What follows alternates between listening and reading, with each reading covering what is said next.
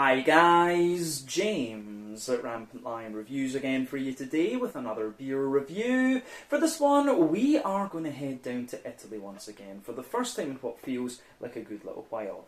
Now, we're going to go to another brewery that I've never tried anything from before. These guys have, however, been around for a good few years from what I understand, and like a number of Italian breweries that I've come across, they seem to focus on the lighter and more kind of sessionable, drinkable type beers actually.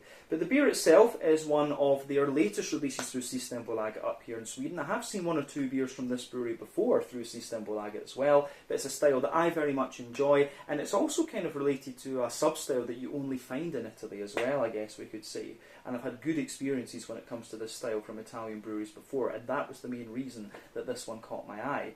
But yeah, needless to say, I'm very, very curious to see what this beer is going to have in store for us. Hopefully it's another good one. Hopefully it makes for an interesting review. And as always, I hope that you guys watching enjoy my take on this one as well. So yeah, for this review then, we are going to head to the island of Sardegna. And we are going to go a little bit to the northeast of the capital city there, Cagliari, if I'm pronouncing that correctly, to a little town called Selargius. And there you will find Birrificio Mezzavia. So this particular beer is called Primula. It comes in at 5.1% ABV, and this one is their kellerpils. So basically a little bit of a more kind of yeasty variant of the Pilsner style beer. But as I said, we have, or as I suggested, I guess I should say, I've had a number of really good lagers that have been brewed in Italy. I'm a big fan of the Italian Pilsners actually, which tend to be a little bit more bitter and hoppy than their German or Czech counterparts. And one of the really kind of well-known ones I would recommend would always be the Tipo Pils from Birrificio Italiano. Those guys do some really, really nice stuff actually. But that is one of the kind of cult classics, Italian craft Pilsners, I guess we could say. So if you get the chance to try that, I highly recommend it. But yeah, definitely cool to try a Pilsner from another Italian craft brewery. And like I said, many of the breweries that I've found down there seem to focus on these lighter, more sessionable type beers actually. But this beer was released as part of the Tillfälligt temporary assortment through Systembolaget here in Sweden, either at the very beginning of May or the very end of April, I forget actually. But I'm drinking this one quite soon after I bought it. But yeah, let's crack on then and see what this beer is going to have in store for us. A 5.1% kellerpils from Sardegna.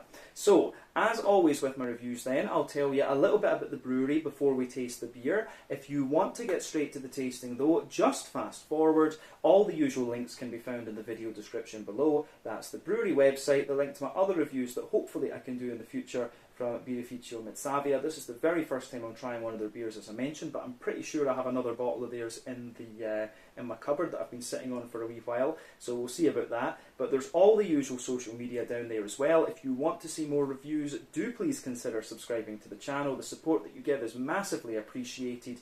And remember, you can go into the channel homepage as well and search for beer using the geography tagging system. So just go up to the search bar, put in your hometown, state, county, whatever you like in there.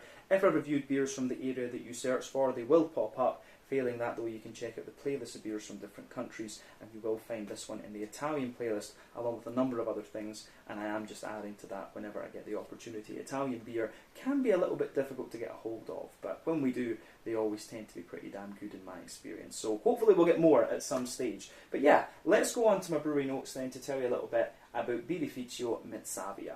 So Birrificio Mezzavia are based in Selargius, as I mentioned earlier, which is to the northeast of Cagliari on the island of Sardegna down in Italy.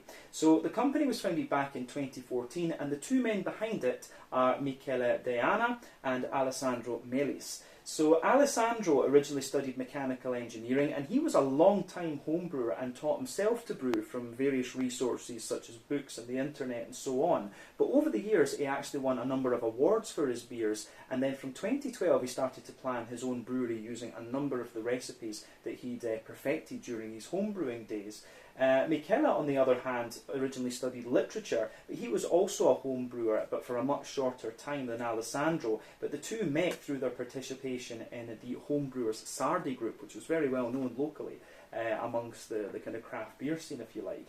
But they founded their brewery together in 2014. They started with a 6 hectolitre or 600 litre, however you want to describe it, brew kit, and 3 12 hectolitre tanks. And over the last few years, they've continued to develop the brewery infrastructure, develop new beers, but they've also added a number of seasonal beers over the years. And as I said earlier, they do seem to focus on the more kind of light and sessionable type beers, actually. So it's things like pale ales and different kinds of lager and stuff like this, saisons and these types of beers that they produce for the most part. Although in the list of beers that I saw on Untappd, they did have a porter and an imperial stout as well. But the vast majority of the beers that they do are light, drinkable, blonde beers. The name Mezzavia apparently comes from a famous poem by Umberto Saba that mentions beer, and they just felt that the vibe of this poem, if you like, was kind of fitting with what they wanted to do with the beer. And if you read their website, it talks a little bit about how they, how they want their beer to be treated. They want them to be sold in big bottles like this to be drunk among friends,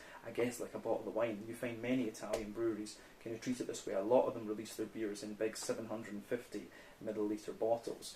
But as of May 2023, when I'm filming this review for you, these guys have produced 15 different kinds of beer according to Untappd. So they are one of these breweries that really has a kind of core range and just develops their things a little bit more slowly than others, if you like. But like I say, a lot of sessionable beers from these guys. The other one that we have in my cupboard, if I remember correctly, is a Bier de Gare. So we'll see about reviewing that at some point soon. But yeah, I think that's everything we can really say about Birrificio Artigianale Mezzavia for the moment. So if you want to learn more about these guys, you can check out the brewery website, you can follow them on Facebook and Instagram to keep up to date with all the latest goings on, and you can check out the Rate Beer, Untappd and Beer Advocate pages to learn a little bit more about all of the different beers that these guys have done. So yeah, let's go on and actually have a little look at this beer itself then. So I'll just let you have a wee look at the artwork on this one before we open it up. You can see here, this is quite similar to the artwork on a number of the beers that you'll see from Mezzavia. But as we said, this is a 750 milliliter bottle. Nice kind of plain top on it. I'll just let you see the bottle cap from Mezzavia. Just a nice M there with a little dot after it. But yeah, I forget what this beer actually cost me. I want to say it was maybe around 60 Swedish krona or something like that, so that translates to about €6. I'm not sure whether that would be expensive in Italy for this one, so if you are watching from Sardegna or Italy, do let me know roughly what you would pay for this kind of beer down there. But yeah, this one, as I say, is yeah, this one is quite, I think that's a fairly reasonable price for it, to be honest with you. €6 for a nice big bottle of craft Pilsner. So yeah, about €6, maybe about £5.50 sterling, somewhere in the region of like $7 American, something like that. But yeah, as we say, 5.1% ABV, this one, a kellerpils. Let's get this guy out into the glass and see what it's all about. So, let's do this. It's behaving itself there. That top was quite easy to get off, I have to say. But yeah, let's get a little bit of this guy out into the glass and see what it's all about. I probably could have put this in my Pilsner Urquell Stein actually, but yeah, anyway. So for those of you that don't know, the style Pilsner originates in the Czech city, or the now Czech city we should say, of Pilsen. At the point that the beer was developed, though, back in the 1840s or 1860s, I forget, that city was part of the Austro-Hungarian Empire, and it was lived in by ethnic Czechs and ethnic Germans, if you like. But then of course came the First and Second World War, which turned Europe on its head, and yeah, now basically it's in the Czech Republic and it's lived in exclusively by Czechs. But the Pilsner style was actually developed by a German brewmaster who moved to the city to brew. He was a bit of an arsehole and he was thrown out of the city about 2 years later, but what he did was what gave birth to Pilsner Urquell, basically, which is the original Pilsner, if you like, and many other breweries have kind of copied it since then and taken the style and put their own interpretation on it. But yeah, generally speaking, for me, the German Pilsners are quite clean and very crisp and dry, whereas the Czech ones are a little bit more bready and kind of creamy and stuff like that, but still a little bit bitter and crisp at the same time. But these days you've got a number of Italian Pilsners too, which are a little bit more hoppy and bitter actually. I always enjoy a good Italian Pilsner actually. But you could see that when we poured this beer, it came out with about a finger and a half of a frothy, I would say perfect white head, but you can see it's a mix of kind of, You can see it's got a mix of kind of medium-sized bubbles in there and smaller foamy ones toward the top. The head has faded away to be a little bit of a kind of more thin foamy layer right in the middle of the glass, but it's holding up fairly well, I have to say. One or two big bubbles sticking toward the side of the glass, a few little ones going up toward the bottom of the head there, but overall it does look pretty damn nice. In terms of the colour of this beer, you've got a lovely kind of rich golden yellow coming out of this one. So remember, the colour of your beer depends on 1, the type of malts that you use. This goes a long way to determining your EBC rating. 2, length of your wort boil is also going to play a role, because the longer you boil the wort, the more the sugars caramelise, and thus you get a darker colour of beer. Any barrel aging that you do or adjuncts you put into the beer will also affect the colour of the beer that you get, but when it comes to pilsners, you know, it's really not that often that you actually barrel age them, to be honest with you. But yeah, it does look pretty much as you would expect from a pilsner. This one, you would expect a nice kind of pale golden yellow colour like this. I think to you guys on the camera though, it's appearing a little bit more kind of like it's got a slight amber tint to it, but yeah, to the naked eye it is a very bright kind of straw coloured yellow beer, this one. Like I say, not too much in the way of visible carbonation, a few bubbles down there and a few little ones just going up toward the bottom of that head. Other than that, I don't really think we need to say very much more about the appearance of this one, so we can have a wee look at the aroma then and just see what it's all about. One thing I would say though is, when this is a kellerpils, I might have expected it to have a little bit more kind of hazy character to it actually, because the kellerpils is essentially a more yeasty version of the pilsner, if you like, but we'll see if that comes up in the flavour actually. So let's have a wee look at the aroma in any case.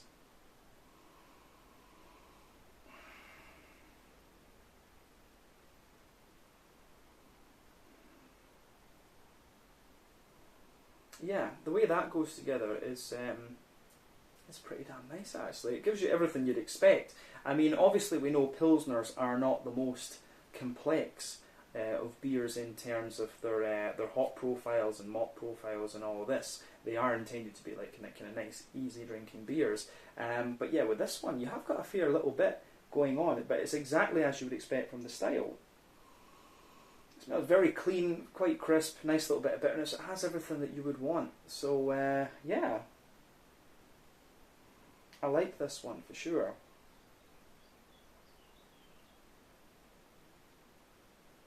Yeah, aroma-wise though, it's good. Let's just break it down though, as we always do.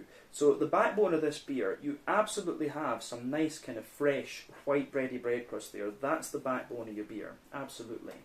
On top of that, or kind of a little bit further forward on the nose, you can smell there's a slight little touch of woodiness to this one. Definitely some kind of Jacob's cream cracker elements in there as well.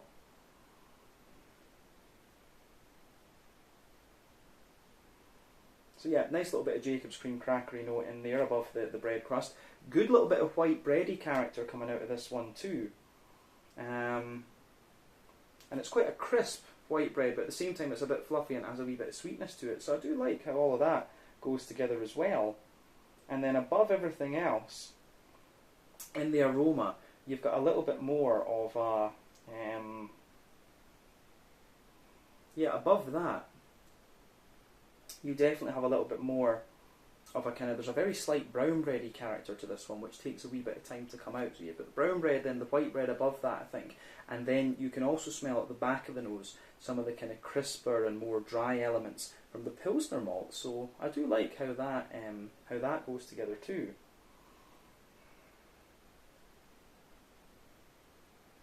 So yeah, aroma-wise, I think this goes together pretty damn nicely actually.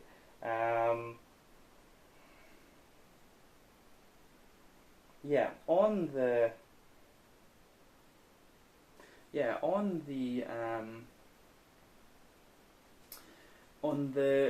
sweeter side of things, you get a little tiny bit of like a honey caramelly note in this one. You've got a little bit of McVitie's digestive biscuity character in there as well, which is good.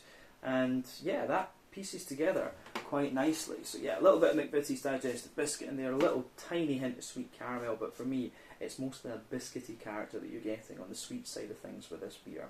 So yeah, I think that kind of covers what we need to say about the malty side of this one. So let's go to the hoppy side of things. And I have to admit, I'd be very curious to know where they've got their hops for this beer actually, because it was talking in one of the articles I read on the brewery, it was obviously translated from Italian right enough, but it was talking about how they order ingredients from all over Europe. They do quite a lot of research into their ingredients apparently, and that's one of the reasons why their recipe development is a kind of longer process compared to some other breweries, I guess you could say. But it was talking about they order some stuff from Belgium, they order some stuff from Germany and other places like that. But the hoppy character in this beer strikes me as being a bit different, so I wonder if this could have some Italian hops, because I'm pretty sure in the north of Italy they produce their own hops, and I forget what the region is called, but I know there are different Italian varieties of hops for sure. But yeah, on the on the hoppy side of things with this beer, you're getting a lot of noble character out of this one. There's a good little bit of there's a bit of an earthiness to it. There's a wee touch of herbal character as well, but you've got a nice bright floral aromaticity and also quite a pungent grassiness coming out of this beer too, which I do quite like. Yeah, so I mean, on top of that, on top of this, there's a little bit of, let's see, the nice big floral aromaticity with this one. There's a little bit of grassiness in there as well. But I think, the green component for me leans more, it has a bit more floral character to it, and it leans a bit more toward that. The earthiness and the sort of herbal character take a little bit of a back seat, to be honest with you. But on the fruity side of things then, just to round off what we need to say about the aroma, on the fruity side of things, it's kind of what you'd expect. There's a little bit of sultana. So there's a little bit of sultana to this one, dry sort of white-green grapes in there. There's a little bit of kind of oily pear for sure. You have a wee tiny hint of gooseberry, I would say, as well. But then you've also got a wee touch of, you actually have got a good little bit of kind of fresh green apple or something too. So, yeah, quite interesting.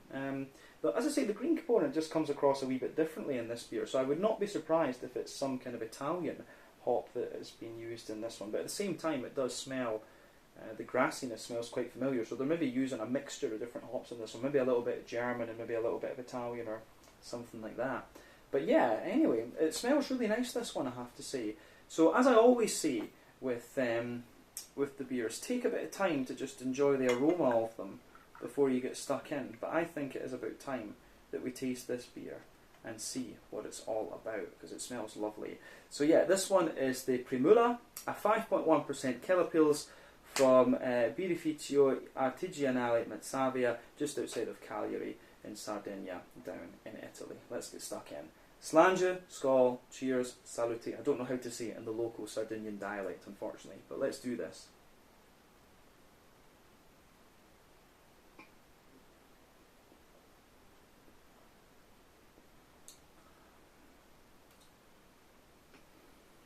That's a nice pils. Very, very clean. Easy to drink. I took a big gulp of it there because I think that's what you always need to do with a Pilsner when you first take it in. But yeah, really nice and clean, and it gives you that, the bitterness and dryness you expect of the style comes out a little bit later on actually.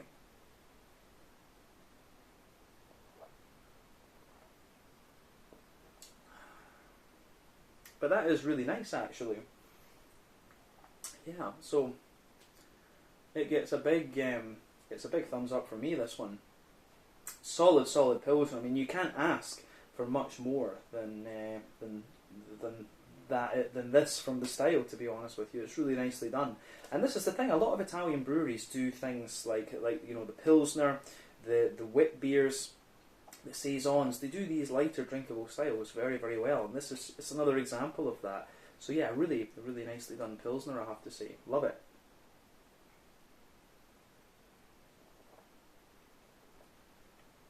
And I have to say it's quite warm. I have got the door open next to me because it's just absolutely roasty toasty. But yeah, this beer is just kind of perfect for the weather as well, I have to say. But yeah, let's try and break this one down for you and describe the flavour a wee bit more in depth. As I say, it gives you everything you want, but you can feel the Pilsner elements take a little bit of time just to push their way out of the beer, and they show you themselves in the aftertaste. Middle third of your palate then, let's have a wee look at that.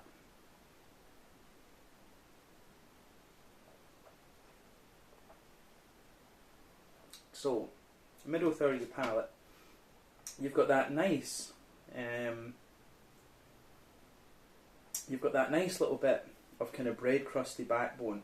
You've got that nice little bit of fresh bread crust. That just forms the backbone of this beer. That's your anchor of the beer. On top of that, you have a little bit more of, as we say, you've got a little bit of you've got a bit of a Jacob's cream crackery note coming out of this one. And as you move further forward on the palate, you're going to get a little bit of an almost woody character coming out of the beer too.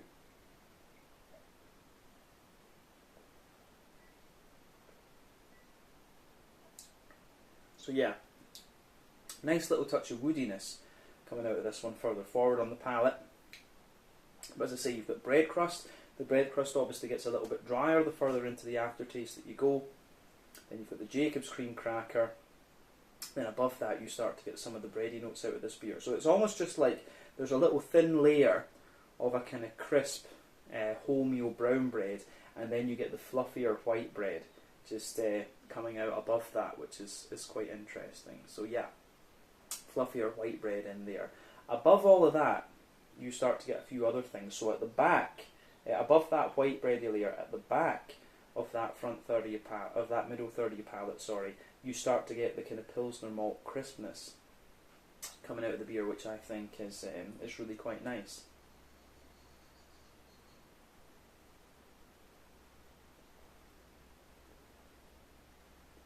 So, on the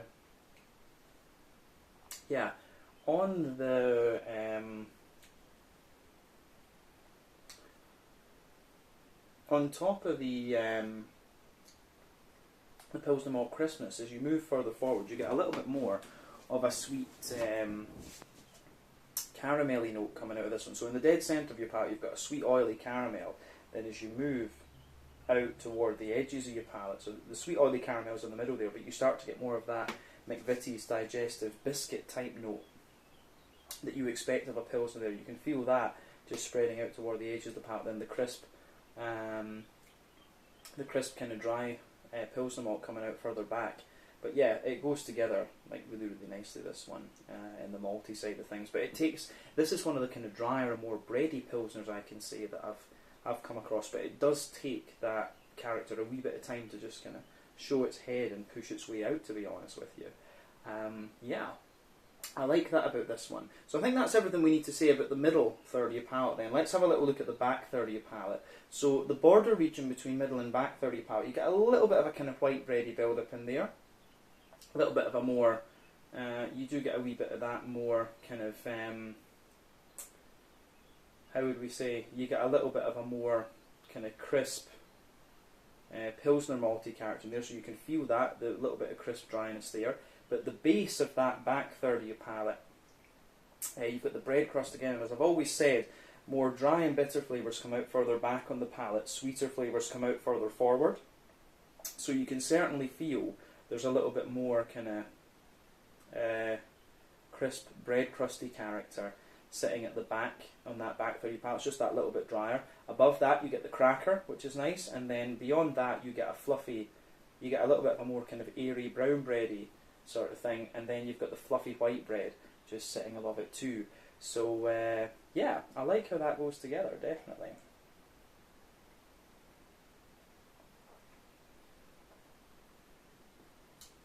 Yeah, so fluffy brown bread in there, fluffy white bread, and then above that you've got a wee bit of crispness as well. You can feel some of the Pilsner malt in this one.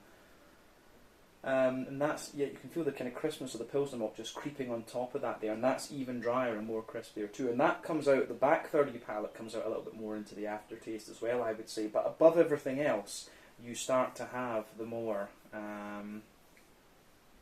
above all of that, you start to have the more kind of yeasty elements coming out of this beer as well, which I do quite like actually. Yeah. So the yeasty elements coming out of this beer are quite interesting. It's like a very light, airy, farmhousey type white bread, which is quite nice. And then mixed within that, you've got a little touch of honeycomb, I would say. So a little bit of honeycomb mixed in, and the more airy, farmhousey bread. And then, yeah, the way that all goes together is really, really nice. So you can definitely feel on the back third of your palate, the flavour is taller then as you come further forward into the middle third of your palate, it just kind of condenses down and squashes together that little bit more. So yeah, I think that's everything we need to say about the malty and yeasty side of this beer. Let's have a wee look at the kind of hoppy side of things then. So back corners of your palate first.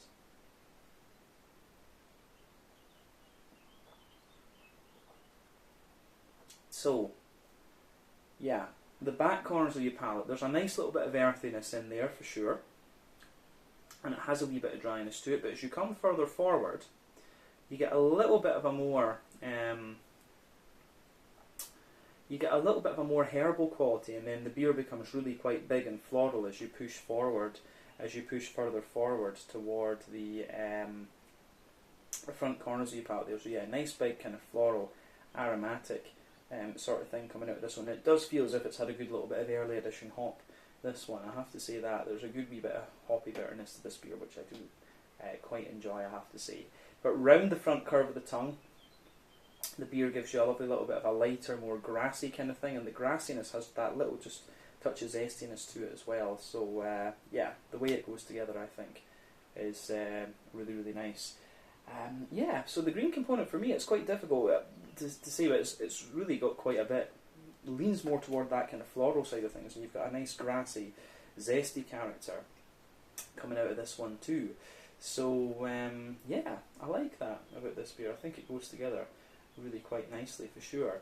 Yeah, we'll focus on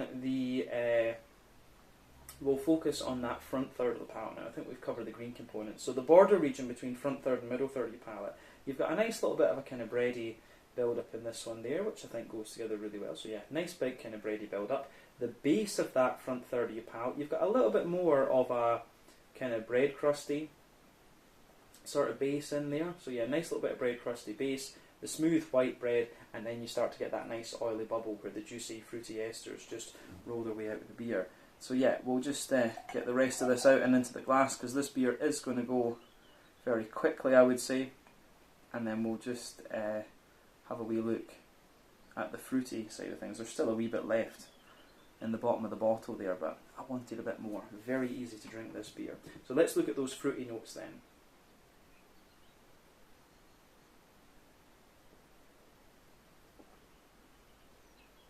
So the fruity side of the beer is kind of as I would have expected it to be from the aroma. At the back of that front third of your palate, you've got a little bit of a kind of sultana, you know, dry white green grapey notes.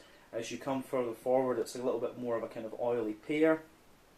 And then as you reach the kind of front tip of the tongue, you've got a bit more of a kind of fresh green apple, but it actually does have a little touch of a kind of lemony, limey type citrus hit to it, just behind the grassy components that come out of this beer. So that's quite interesting in itself. Like, you do get a good little bit of zesty grassiness just coming out of this beer, and that does linger into the aftertaste with the crisp pilsner malt and a bit of the sweetness too.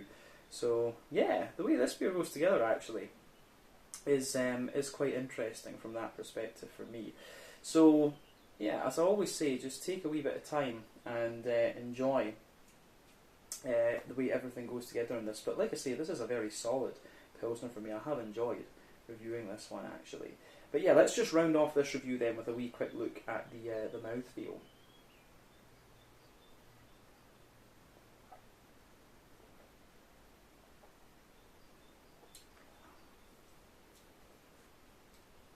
So, mouthfeel wise, this one, for me, it's kind of right in the middle of the light bodied part of the spectrum. I would say that it's yeah, I would say that the for me, in terms of the mouthfeel, it's quite crisp. It's got a good little bit of the carbonation to it, which I think is great. So you've got that nice kind of crisp carbonation, but then you also have a good little bit of how would we say? You've got a good little bit of kind of bitterness and dryness to this one as well. So light, crisp, bitter and dry. I think that's a good way to describe it. In terms of the IBUs, I think this one is probably your standard kind of 30 IBU Pilsner. No doubt in my mind about that. It could be a little bit more. It could be pushing a little bit higher than that, like 35, but I don't think it's quite 40, as you find with some kellerpils, such as the Genstaler one. But the malt base, as we said, nice little bit of crisp dryness, smooth bready character in there. The way that goes together is nice. then you've got a little bit of a sweet, biscuity, caramelly note going on top of that, and then a wee bit of an oily, fruity character. So yeah, the way everything goes together in this one, I think, is pretty damn nice.